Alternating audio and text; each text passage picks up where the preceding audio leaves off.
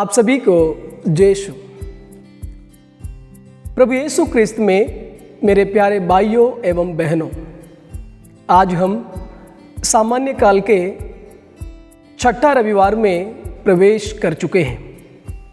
आज के पहला पाठ लेवी ग्रंथ के अध्याय 13 वाक्य 1 से 2 एवं 44 से लेकर 46 तक।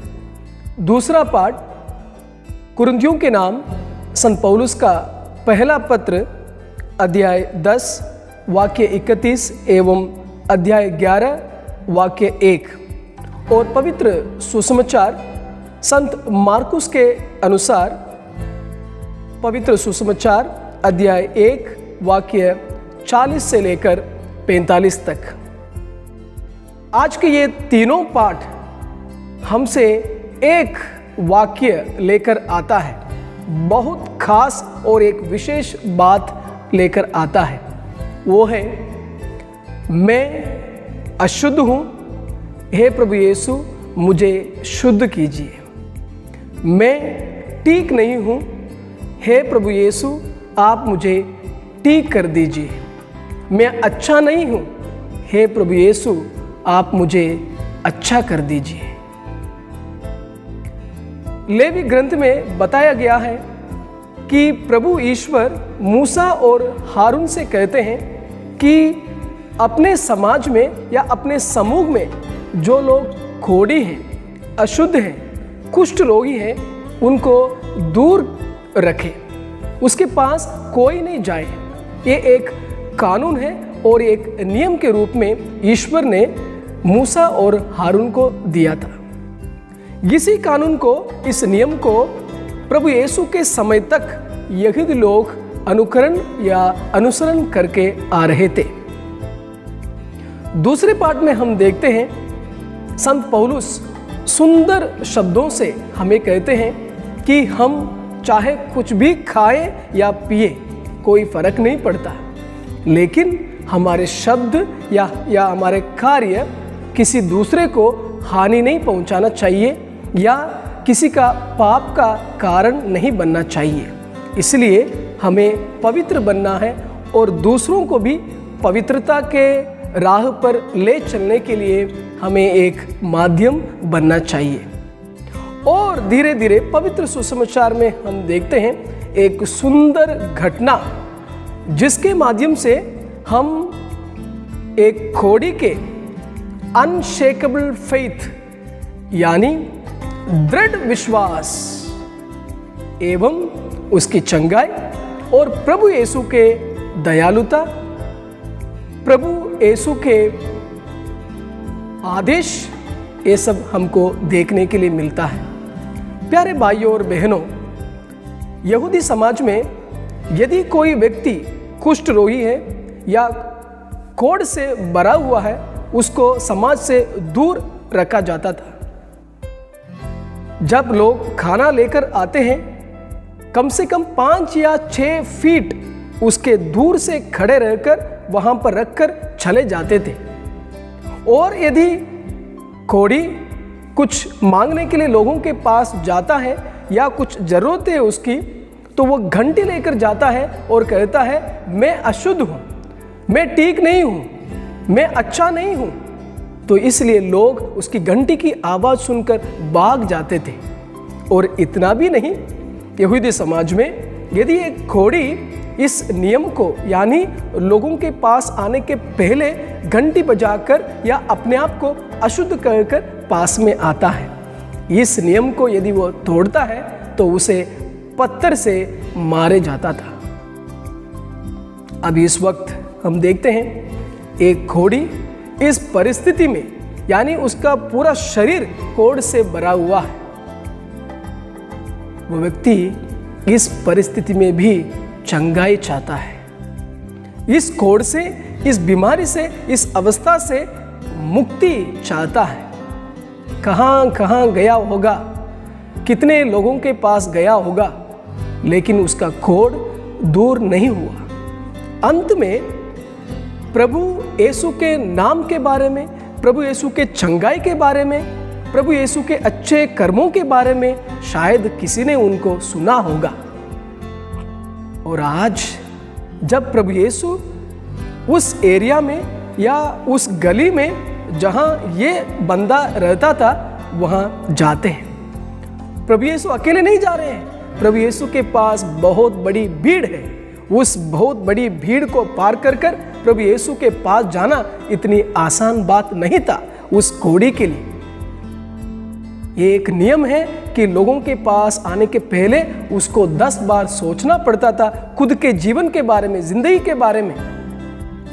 लेकिन वो व्यक्ति प्रभु यीशु को ढूंढ कर जाता है, नियम को तोड़ता है कि मैं प्रभु यीशु को देखना चाहता हूँ, प्रभु यीशु से मिलना चाहता हूँ, प्रभु यीशु से मैं चंगाई पाना चाहता हूँ। इसलिए वो उसको कुछ भी फर्क नहीं है कौन देखता है, कितने लोग खड़े हैं, क्या नियम है, कुछ भी नहीं। सिर्फ उसकी एक ही इच्छा है, मैं प्रभु यीशु से मिलूंगा और उससे चंगाई प्राप्त करूंगा। दौड़कर जाता है प्रभु यीशु के पास। यानी सुसमाचार के लेखक कहते हैं कि संत लूकस कहते हैं ये व्यक्ति आकर प्रभु यीशु के सामने गिर पड़ा। और कोई कहते हैं, संत मत्ती कहते हैं, प्रभु यीशु के चरणों को छूता है और कहता है यदि आप चाहें आप मुझे शुद्ध कर सकते हैं, यदि आप चाहें आप मुझे शुद्ध कर सकते हैं। प्रभु यीशु उत्तर में कहते हैं मैं यही चाहता हूं कि तुम शुद्ध हो जाओ। प्रभु यीशु क्रिस्त में प्यारे भाइयों और बहनों, कितना सुंदर शब्द है प्रभु यीशु के, मैं यही चाहता हूं कि तुम अभी शुद्ध हो जाओ। आज आपसे और मुझसे प्रभु यीशु यही कहना चाहते हैं कि मैं चाहता हूं कि आप अच्छे हो जाओ, मैं चाहता हूं आप ठीक हो जाओ, मैं यही चाहता हूं आप चंगाई प्राप्त करो। प्रभु यीशु उस व्यक्ति के हाथ को पकड़ते हैं, छूते हैं और प्रार्थना करते हैं और इस वक्त उसका सभी कोढ़ दूर हो जाता है, वो अच्छा हो जाता है। इस घटना के माध्यम से या इस घटना को हम मानसिक रूप से सोचते हैं तो जरूर लगता है हमें भी चंगाई की ज़रूरत है। जरूर हम में कोई कोढ़ी नहीं होगा, कोढ़ से भरा हुआ होगा, लेकिन सचमुच हम अलग अलग बीमारियों से पीड़ित हैं, मानसिक रूप से और शारीरिक रूप से। आज हम सबों को उस कोढ़ी के समान प्रभु यीशु के पास जाना होगा, प्रभु यीशु को ढूंढना होगा। चाहे समय कितना भी ज़्यादा हो या कम हो, भीड़ खड़ी है या नहीं, लेकिन हमको प्रभु यीशु को ढूंढना होगा, प्रभु यीशु के पास जाना होगा। यदि हम समय निकालते हुए प्रभु यीशु के पास जाते हैं और कहते हैं, अनुनय विनय करते हैं कि प्रभु यीशु यदि आप चाहें आप मुझे शुद्ध कर सकते हैं, सचमुच प्रभु यीशु यही चाहेंगे कि हम अपनी बीमारियों से, अपनी गलतियों से, पापों से हम छुटकारा पाकर हम शांत हो जाएंगे, अच्छे हो जाएंगे, ठीक हो जाएंगे। और प्रभु यीशु से हम सीख सकते हैं कि जो लोग अशुद्ध हैं उसको ठीक करने का वो भावना। जरूर हमारे परिवारों में बहुत सारे बुजुर्ग माँ बाप होंगे, कई दिनों से पलंग में हैं, बीमार हैं। क्या हम उनके पास जाते हैं? क्या हम उनकी सेवा करते हैं? आज हमको निर्णय लेना है उन सभी लोगों के पास जाएं जो अलग अलग बीमारियों से पीड़ित हैं।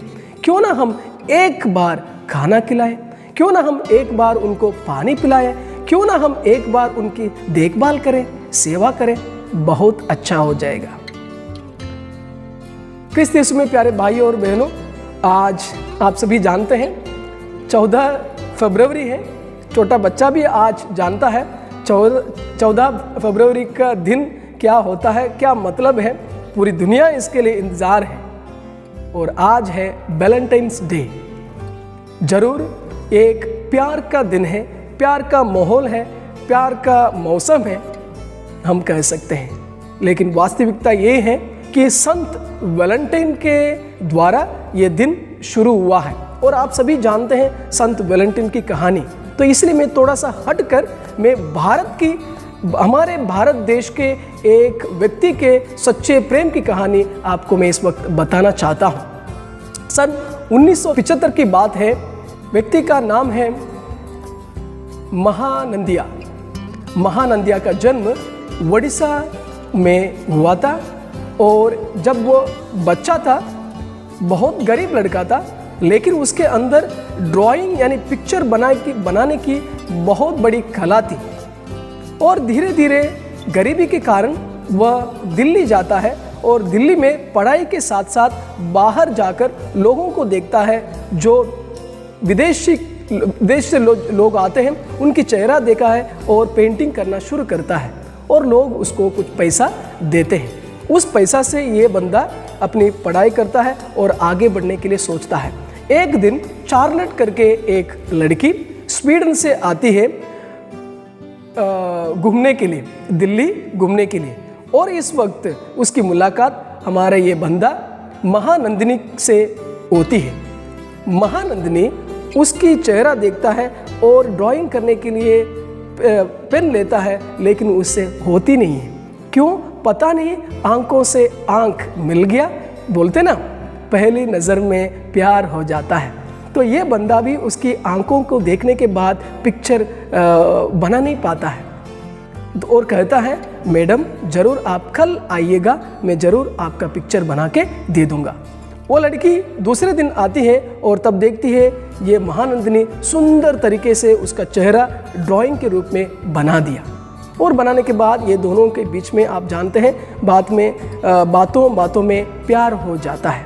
प्यार होने के बाद ये लड़की चार्लेट भी यहीं बस जाती है, 2-3 महीने तक रहती है और उनको भारतीय संस्कार के अनुसार शादी हो जाती है। शादी होने के बाद ये देखती है 3 दिन बाकी है स्वीडन पहुंचने की, यानी उसके बाद पासपोर्ट रद्द हो जाएगी। तो ये अकेली चली जाती है अपना देश स्वीडन और महानंदिनी यहाँ रह जाते हैं। और अभी स्वीडन जाने के लिए वो कोशिश करते हैं, लेकिन उनके लिए आर्थिक समस्या आ जाती है।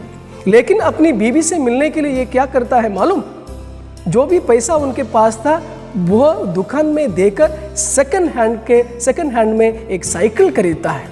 साइकिल खरीदने के बाद उसके अंदर इतनी तमन्ना है, इसकी इतनी विश्वास है, ताकत है प्यार में, कि वह साइकिल से जाता है भारत से लेकर स्वीडन तक अपनी प्यारी या अपनी बीवी से मिलने के लिए। प्यारे भाइयों और बहनों, यहाँ से कुशलगढ़ या कुशलगढ़ से बांसवाड़ा से उदयपुर की दूरी नहीं है। कम से कम 6000 किलोमीटर से पार स्वीडन देश साइकिल चलाकर जाता है ये बंदा और अंत में अपनी बीवी से मिलता है। और आज भी वे दोनों जिंदे हैं और अपने भारत देश में निवास करते हैं। ये साइकिल की बात है। भारत से विदेश या भारत से स्वीडन, हमारे प्रभु यीशु कहाँ से कहाँ तक आए, स्टेट ऊपर से यानी स्वर्ग से लेकर धरती तक पहुँचे आप और मेरे लिए। आइए इस प्रेम की कहानी को हम समझें, प्रभु यीशु के प्रेम और दया की बातों को समझें। आइए हम भी एक दूसरे के प्यार करें, खास करके हमारे परिवार में जो माँ बाप हैं, भाई बहन हैं, बच्चे हैं, दादी दादी माँ हैं, सबसे प्यार करें, क्योंकि आज प्रेम का दिवस है, ना कि लवर्स डे, बल्कि वैलेंटाइन का अर्थ है कि जो कोई प्यार करता है उनका दिन है। हम सचमुच अपने परिवार वालों से प्यार करें, पड़ोसियों से प्यार करें और एक दूसरे से प्यार करें। आमीन।